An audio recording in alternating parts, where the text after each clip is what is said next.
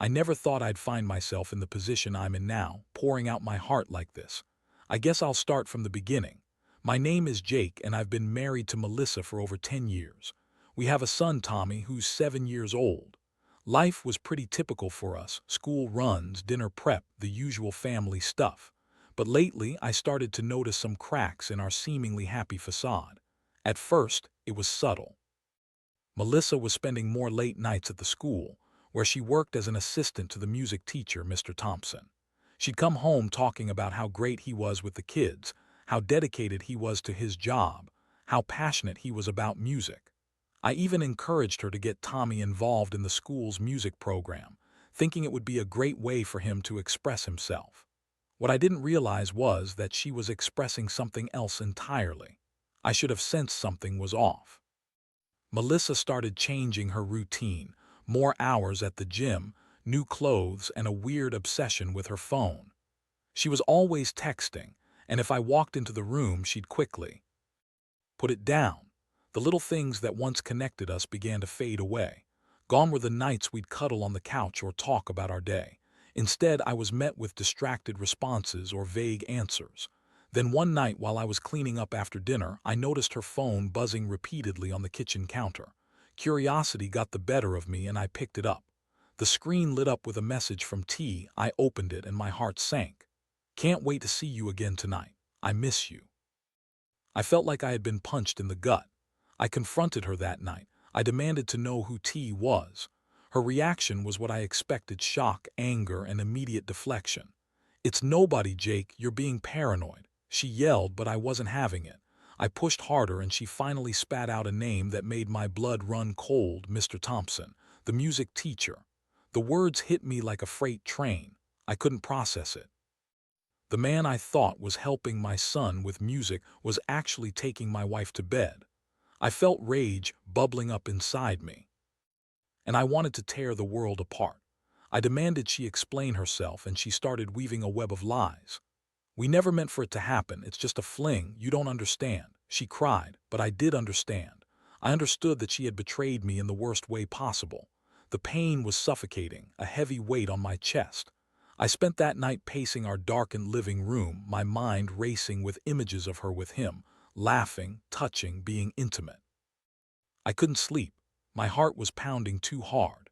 The next morning, everything seemed different. The light streaming through the windows felt foreign, and I couldn't look at her without feeling nauseous. I felt like I was living in a nightmare where nothing made sense anymore. Melissa tried to act like everything was fine, but I was no longer that naive husband who would just accept lies. I knew I had to make some choices about my life, my marriage, and most importantly, my son. With every moment that passed, I realized I had two paths ahead of me. I could forgive and try to patch things up, or I could let this betrayal guide me to something new and more fulfilling. The thought of Tommy having to deal with this turmoil was unbearable, but I felt an undeniable urge to reclaim my life and ensure he had a future devoid of this toxic mess. I knew what I had to do. I needed to take back control. I began to formulate a plan, not out of spite, but for the sake of my son. This wasn't just about revenge. This was about securing a future for him, one that didn't involve a mother who would rather sleep around than be a proper role model. It was time to show Melissa that her actions had consequences, and I was ready to make those consequences clear.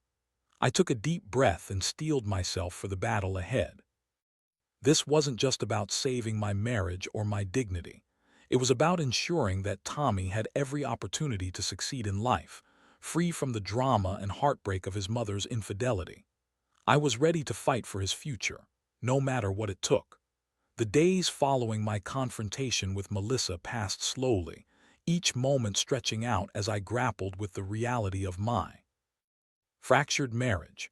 I was determined to keep things as normal as possible for Tommy, but inside I felt like a volcano ready to erupt. I began observing everything in our household through a different lens. I watched Melissa closely, noting every little interaction she had with Mr. Thompson. I didn't want to be paranoid, but the more I saw, the more anger brewed within me. I had a few friends I confided in, but it was difficult to express the depth of my betrayal. The judgment in their eyes would be hard to bear, and the last thing I needed was pity.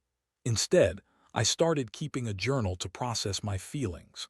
I wrote about my dreams for Tommy and how I wanted to shield him from the toxic environment that Melissa had created. It was cathartic, a way to express my pain on paper rather than in confrontation.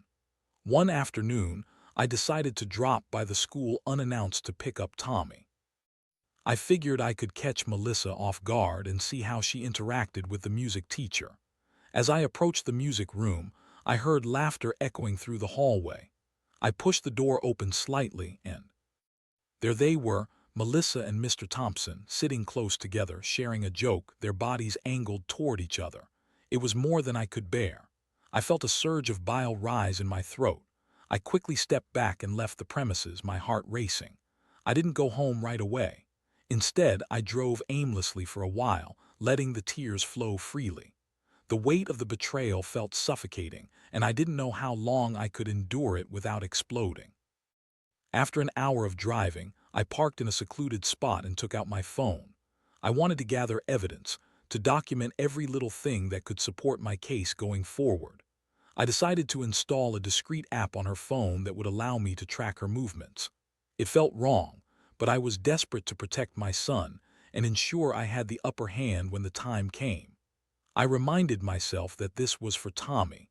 I was just trying to create a secure environment for him. That weekend, I planned a family outing to the local park. The weather was beautiful, and I thought it would be a good distraction. I wanted to show Tommy that despite everything, he was still my priority. Melissa tried to act normal, laughing with Tommy and pretending that nothing was wrong, but I could see through her facade. As we sat on a picnic blanket, I watched her and Tommy play frisbee, and a sense of despair washed over me. How could she pretend everything was okay? I looked at her, and for a moment I felt a glimpse of the woman I fell in love with, the one who was kind and nurturing. But then that image quickly faded, replaced by the real Melissa, the one who was betraying our family. That evening, after Tommy went to bed, I decided it was time to confront her again. I needed to dig deeper into her mind and see if there was any chance of salvaging our relationship. I knew it was a long shot, but maybe, just maybe, I could make her realize the gravity of her actions. "Melissa, we need to talk," I said, my voice firm but steady. "Jake, can't this wait?" "I'm tired," she replied, rolling her eyes, clearly annoyed. "No, it can't.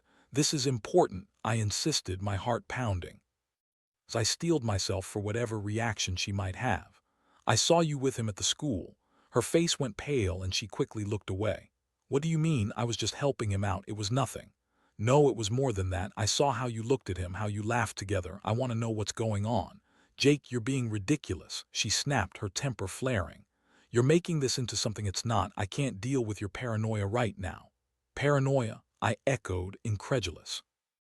"You think this is paranoia? I've got evidence, Melissa. You've betrayed me and our family. You've already made your choice, and it wasn't me."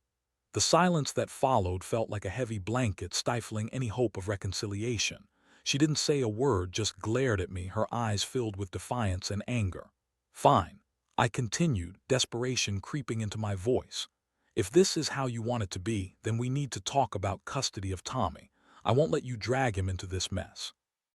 Her face twisted in shock. "You wouldn't do that," she said, her voice barely above a whisper. "You're bluffing." "No, I'm not. I want what's best for him, and right now you're not it. You're not acting like a mother, you're acting like a selfish girl who doesn't care about your family." Her facade cracked for a moment and I could see a flicker of fear in her eyes, but then she quickly regained her composure. "You're overreacting, Jake. This is all a misunderstanding." "No, it's not. I refuse to let you continue this way.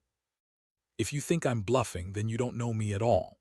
With that, I turned and walked away, knowing I had crossed an invisible line. I was done with the lies. I was done letting her make a fool of me. The path ahead was uncertain, but I was ready to fight for my son, to protect him from this emotional whirlwind. I could feel the tides shifting, and I was determined to navigate through this storm, no matter how tumultuous the waters became. After the confrontation with Melissa, I felt like a man on a mission. I had no intention of letting her toxic behavior seep into Tommy's life any longer. I began devising a plan to secure full custody, focusing all my energy on creating a stable and nurturing environment for my son.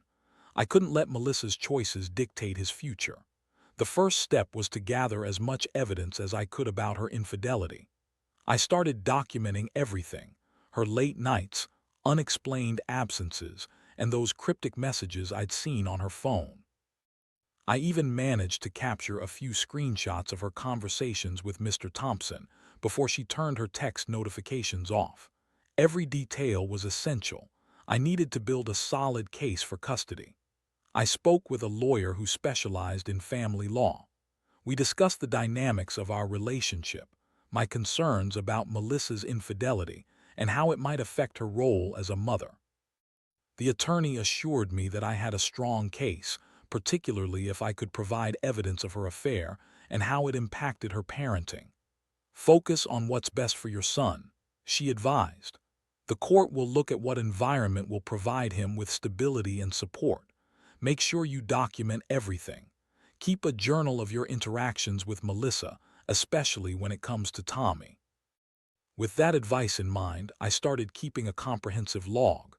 I made note of our conversations, her behavior changes, and how she interacted with Tommy. I also began spending more time with him, engaging in activities that would deepen our bond. We started going to the park more often, playing soccer, and even signing him up for music classes outside of school. I wanted him to have the best opportunities, and if that meant I had to step up my game, then so be it. Melissa, on the other hand, began to sense the shift in our dynamic. She would hurl accusations at me, claiming I was being unreasonable and that I was trying to sabotage her relationship with Tommy. "You're acting like a paranoid lunatic," she spat one evening when I brought up the idea of family outings. "You can't control everything, Jake. Just let things be." But I wasn't willing to let things be. I was determined to show her that I was serious. One night, I decided to confront her again, hoping to get her to see the gravity of the situation. "Melissa, if you can't focus on our family, then you need to think about the consequences of your actions," I said, keeping my tone steady. "Tommy deserves better than this." She rolled her eyes, dismissing my concerns. "You're over-exaggerating again. I'm a good mother, you know that. Just because I'm not perfect doesn't mean I'm some villain." "Good mothers don't cheat on their husbands," I replied, unable to suppress the anger bubbling inside me. "You think your actions don't have consequences? Think again. You're setting a terrible example for Tommy." The argument escalated quickly, with her shouting that I was just using this situation to control her. "You're trying to manipulate everything about my life. I won't let you. You're not going to take my son away from me." Her words struck a nerve, and for a brief moment I saw her true self, a woman fueled by desperation, unwilling to accept responsibility for her choices. It was as if a light bulb had gone off in my mind. I could see her for who she really was, and it made me even more determined to protect Tommy. As the weeks went by, I noticed a shift in Tommy as well. He began to pick up on the tension between us, and I could see the worry etched into his little face. I didn't want him to feel caught in the middle of our conflict, so I made a conscious effort to keep things light and fun during our time together. We played games, went on adventures, and I made sure he felt loved and cherished. One day, while we were out at the movies, Tommy turned to me and said, "Dad, why do you and Mom fight so much?" His innocent question pierced my heart. I knelt down beside him, looking into his bright, curious eyes. "Sometimes grown-ups don't get along very well, buddy, but I want you to know that I love you more than anything, and that will never change." He smiled at me, but I could see the confusion in his eyes. "I love you too, Dad." I hugged him tightly, feeling a swell of emotion. I wanted to shield him from the pain that was brewing between his parents, but it was becoming increasingly difficult. As I continued to pursue custody, I became more and more aware of how important it was to establish a solid foundation for Tommy. I began networking with other parents and attending workshops focused on child development and parenting. I wanted to be the best father I could be for him, even if it meant facing the fire with Melissa. I also took the opportunity to document my growth as a parent. I started a blog to chronicle my journey, detailing my experiences and the lessons I learned along the way. Sharing my story felt empowering, and I found solace in connecting with other fathers who had been through similar situations. I realized I wasn't alone in this fight. As the custody battle loomed on the horizon, I prepared myself for the inevitable showdown with Melissa. I knew she would fight tooth and nail to keep her son, but I was prepared to stand my ground. I was ready to present my case in court, to show the judge that I had Tommy's best interests at heart. Soon, it would be time to face the music. I could feel the tension building, the stakes rising higher with each passing day. The time for revenge was nearing, but I wasn't driven solely by anger. I was motivated by love for my son, and that was a force more powerful than any bitterness I felt toward Melissa. I was determined to ensure that he would have a bright future, one where he could thrive without the shadows of betrayal hanging over him. As the custody hearing approached, the tension in our household grew unbearable. Every interaction with Melissa felt like a high-stakes game of chess, each move calculated and fraught with underlying animosity. I could sense her desperation. She was trying to maintain an air of normalcy while preparing her defense against my claims. She had begun to consult with a lawyer, and I could see her attempting to gather her own evidence to counter my accusations. In the days leading up to the hearing, I made it a point to keep my emotions in check. I wanted to present myself as the calm and collected parent who had Tommy's best interests at heart. I focused on creating as much positive interaction with my son as possible. We spent our evenings drawing, reading together, and talking about his favorite superheroes. I found comfort in those moments, knowing that I was giving him the attention and love he so desperately needed. But every time I looked at Melissa, I felt a rush of anger. She had ripped apart our family for her selfish desires, and I was determined to make sure she understood that her choices had consequences.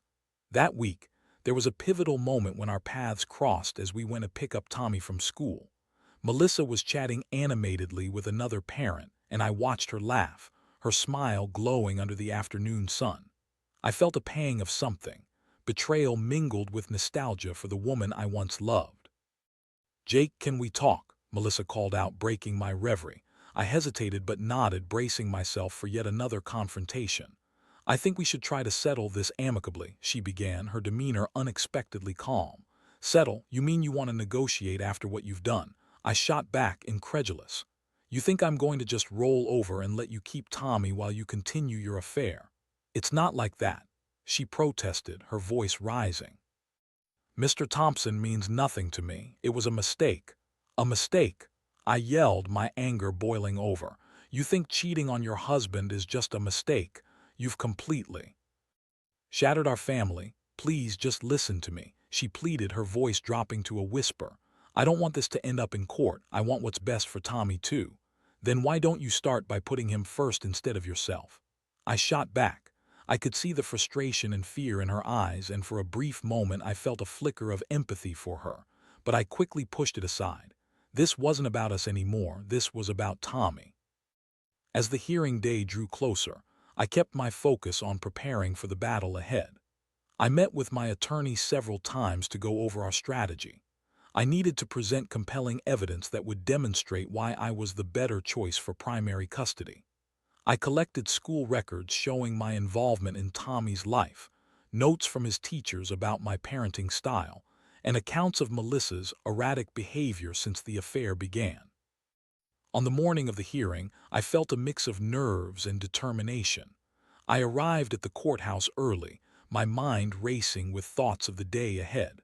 I took a moment to gather my thoughts, breathing deeply to calm my racing heart. I was ready to fight for my son, no matter the cost. When Melissa arrived, she looked disheveled and anxious. I could see her fidgeting with her hair and glancing nervously around the waiting area. It was clear that the weight of our impending court battle was taking its toll on her. For a moment, I felt a flicker of compassion, but I quickly reminded myself of her betrayal. Once we were called into the courtroom, the atmosphere felt charged with tension.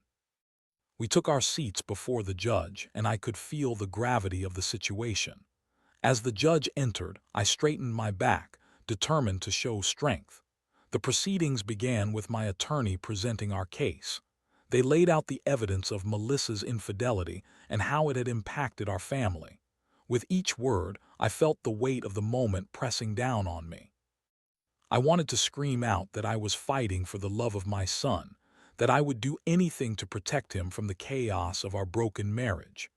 Melissa's attorney stood up to counter our claims, and I listened as they painted a picture of a conflicted mother who had made mistakes but was trying to do right by her son.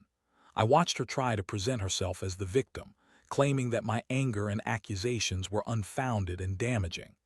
Mr. Thompson is a devoted teacher who has been instrumental in Tommy's musical development, her lawyer argued. This situation has been blown out of proportion, and Melissa is a loving mother who deserves to be in her son's life. I felt my stomach churn as they spoke. How could they twist the narrative so easily? I knew I had to remain composed and trust that the truth would prevail. When it was my turn to testify, I took a deep breath and steadied my voice. I love my son more than anything. I began, looking directly at the judge. I want what's best for him. I've been there for him every step of the way, and I refuse to let my wife's actions dictate his future. He deserves stability and love, and right now, Melissa is not providing that. I could see the judge nodding, and I pressed on, detailing my involvement in Tommy's life, the efforts I had made to create a nurturing environment, and my concerns about how Melissa's behavior could affect him. I poured my heart into my words, making it clear that Tommy's well-being was my top priority. As the hearing continued, I watched Melissa squirm in her seat. The cracks in her bravado were beginning to show. I knew I was getting through to the judge, and for the first time I felt a surge of hope that maybe, just maybe, I could win this battle. After hours of testimony and cross-examinations, the judge called for a recess. I stepped outside to breathe some fresh air, my heart racing with both anxiety and adrenaline. This was it. The moment I had been preparing for was finally here, and I was determined to secure a future for my son that was free from the shadows of betrayal. As I leaned against the cool brick wall outside the courthouse, I thought about what this meant for Tommy. I realized that regardless of the outcome, I would fight tooth and nail to be the father he needed. I could picture his face, full of joy and innocence, and I was ready to do everything in my power to protect that. The battle was far from over, but I was prepared to see it through to the end. The courtroom felt like a battleground, and with each passing moment, the weight of the situation hung heavy in the air. After the recess, we returned to our seats, and I could see the tension etched on Melissa's face, a mix of fear and anger. I could sense that she realized this wasn't just about custody anymore. It was about her image and the life she had built around her lies. When the judge returned, he looked more serious than ever. I've heard enough testimony today to warrant a decision in the best interest of the child, but I need to remind both parties that this is not just about your emotional disputes. It's about Tommy. As the judge began to summarize the case, I felt my heart race. Would he see through Melissa's manipulations? Would he understand the gravity of her actions? I was on high alert, listening intently as he recounted the details. He spoke about my involvement in Tommy's life, the stability I provided, and the changes in Melissa's behavior since the affair began. But then he turned his attention to her, and I held my breath. Ms. Hart, while you have made efforts to support your son, I cannot ignore the implications of your current lifestyle. Your actions have potential consequences for your son's emotional well-being. Melissa leaned forward, her eyes wide. Your Honor, I've made mistakes, but I am a good mother. I want what's best for Tommy, and I can change. I could hardly contain my frustration. You've shown no remorse for how your actions have impacted our family. You're more concerned about yourself than Tommy, and I refuse to let that kind of instability continue in his life. The judge raised a hand, silencing my outburst. Mr. Hart, I need you to remain respectful in this courtroom. I took a deep breath, my anger simmering just below the surface. I had to maintain my composure for Tommy's sake. The judge continued, I will review the evidence presented, and I want to make a ruling that focuses solely on what is best for Tommy. This decision will be made based on the information available to me, not emotion or personal grievances.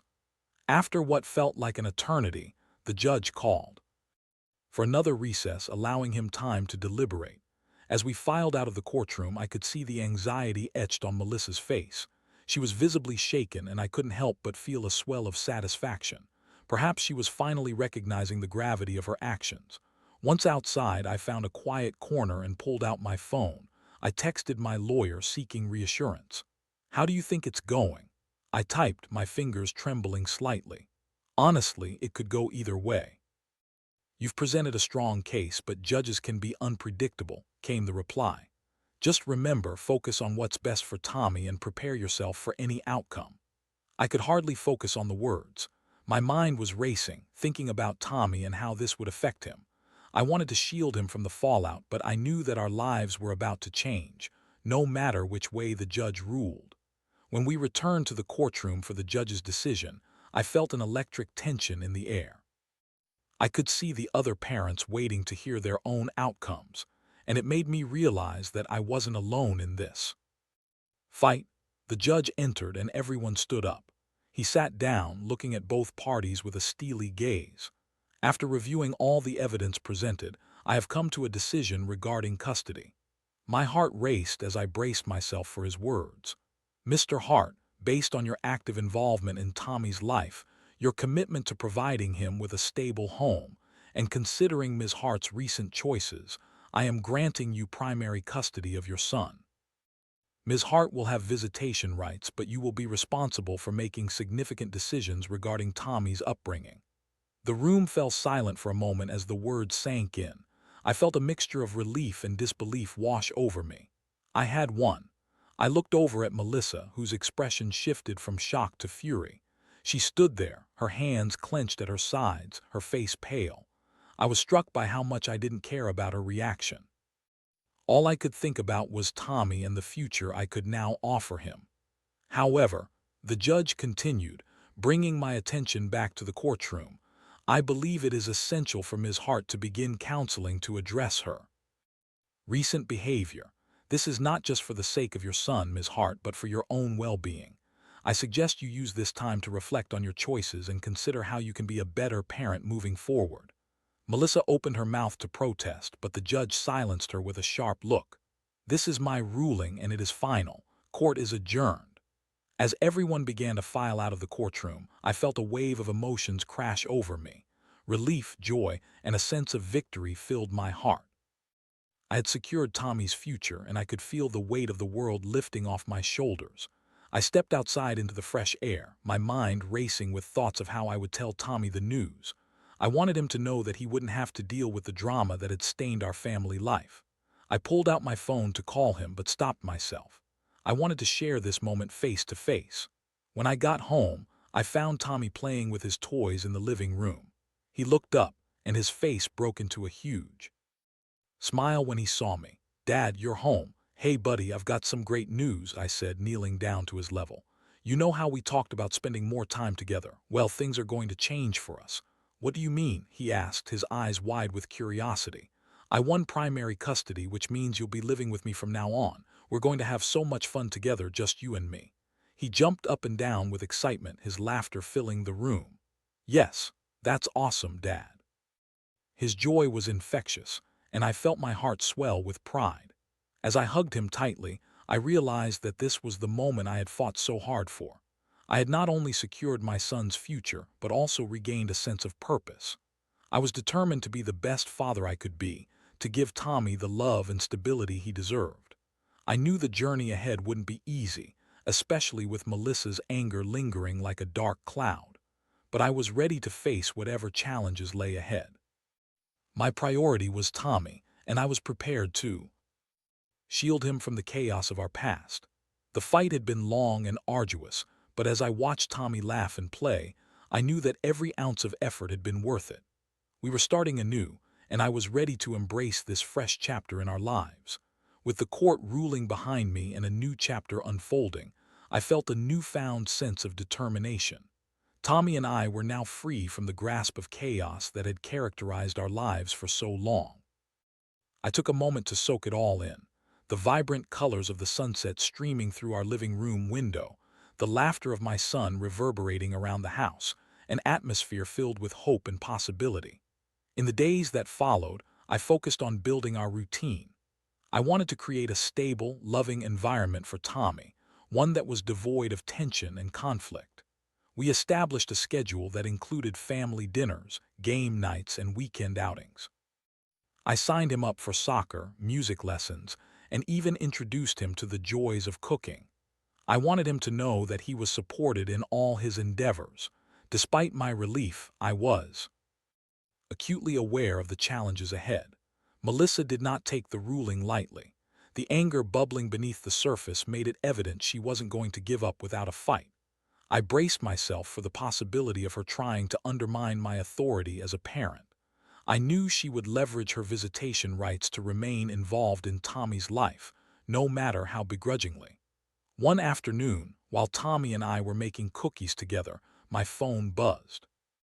I quickly glanced at the screen and saw a text from Melissa. "We need to talk about the custody arrangement. I'm not okay with this." I felt a knot tighten in my stomach, but I pushed it aside, focusing instead on the flour-covered countertop and the sound of Tommy's laughter. "Dad, these cookies are going to be awesome," he exclaimed, and I couldn't help but smile at his enthusiasm. The next few weeks were a delicate balancing act. Melissa would pick Tommy up for her scheduled visits, and I could see the tension in his little face when he returned. "Is everything okay with Mom?" I would ask, trying to gauge how he felt. "Yeah, but she keeps asking why we can't all be together again," he replied, looking a bit confused. "I think she's sad." Hearing that broke my heart, but I knew I had to remain firm. "Sometimes, grown-ups make choices that can affect everyone, Tommy. Just remember that it's not your fault and you are loved. No matter what happens, I'll always be here for you." As I continued to navigate this new reality, I made sure to keep lines of communication open with Tommy. I wanted him to feel safe expressing his emotions without fearing he'd hurt my feelings. We talked about his visits with Melissa, his feelings about the changes in our family, and what he wanted from his future. One evening after dinner, Tommy asked, "Dad, do you think Mom will ever come back and live with us again?" I paused, feeling the weight of his question. "It's hard to say right now, buddy. But what's most important is that we focus on being happy together, just like we are now. You deserve to feel loved and supported." He nodded, and I could see that he was processing my words. I wish things could have been different, that our family hadn't been torn apart, but I was determined to ensure that Tommy would grow up knowing he was the priority. As time went on, I noticed changes in Melissa's behavior. She sought therapy to address her issues, as the judge had suggested. I could see a slight shift when she interacted with Tommy. She was more present, genuinely trying to connect with him during their visits. It wasn't perfect, but it was a start, and I felt a flicker of hope that she was beginning to realize the importance of her role as a mother. One afternoon, Melissa asked to meet me at a local cafe to discuss Tommy's needs. I was hesitant at first, but I agreed, hoping this meeting would yield a constructive conversation for Tommy's sake. As we sat across from each other, I could see the exhaustion in her eyes. She looked different, vulnerable. "Jake, I know I've made mistakes. I'm trying to do better for Tommy," she said, her voice shaky. "I want to be a good mother, but I'm struggling." I listened, trying to keep my emotions in check. "Melissa, it's important for Tommy to see that you're committed to being present in his life. He needs to feel that you care about him and his happiness. That's what matters most." "I know," she replied, looking away for a moment. "I'm working on it. I want him to know I love him and I don't want to lose him." "I appreciate you saying that," I responded, "but it's going to take time and effort. He needs consistency from you." We left the cafe that day with a tentative understanding, both of us recognizing that we had a long road ahead. I had no illusions that everything would be smooth sailing. There would still be bumps along the way, but knowing that Melissa was willing to work toward becoming a better mother was a step in the right direction. Over the months that followed, I saw a noticeable change in Tommy. He was flourishing, excelling in school, making new friends and finding joy in his activities. I was relieved to see him happy, and I did everything I could to encourage his interests. We continued to bond over cooking, music, and outdoor activities. I wanted him to feel secure in our new life. As I reflected on the journey we had taken, I realized that I had learned valuable lessons about resilience, love, and the importance of prioritizing family. The pain of betrayal had transformed into a commitment to create a nurturing environment for Tommy, a commitment I would uphold no matter the challenges ahead. Every time I looked at my son's smiling face, I felt a sense of fulfillment. I had fought for him, for our family, and I would continue to do so. Life had dealt us a difficult hand, but together we were finding our way through the darkness. And as we baked cookies one evening, flour dusting our faces, I couldn't help but think that perhaps, just perhaps, everything would turn out all right after all. Tommy was my light, and I was determined to protect that light for as long as I lived.